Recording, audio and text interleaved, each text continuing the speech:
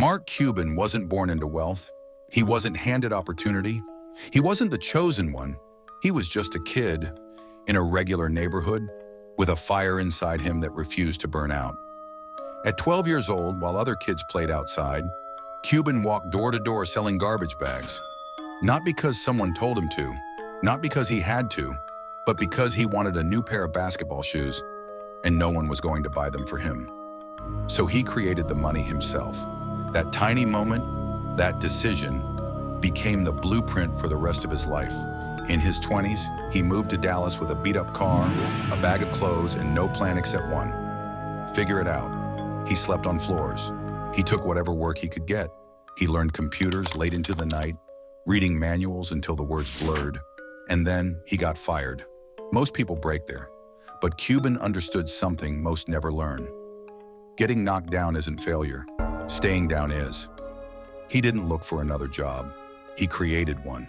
He built MicroSolutions from scratch, learning faster, working harder, pushing deeper than anyone around him.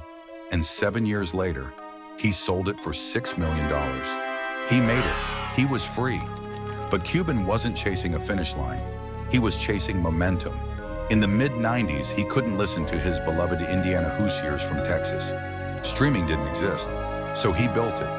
AudioNet, the world's first major online broadcasting platform. People laughed, said it was too early, said it would fail.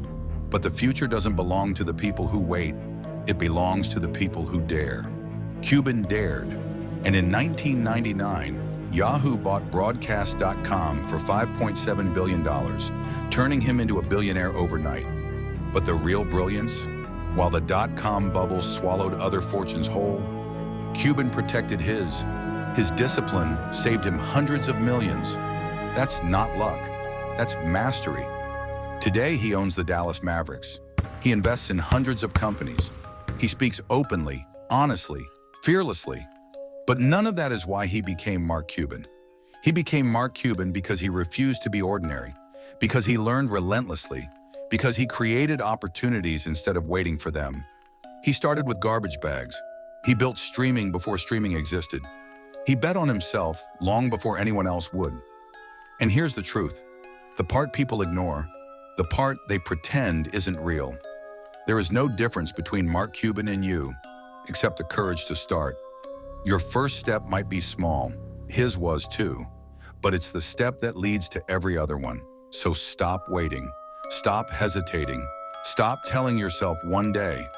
Because the people who change their lives, who build something that lasts, who rise from nothing to something, they don't wait for permission, they begin.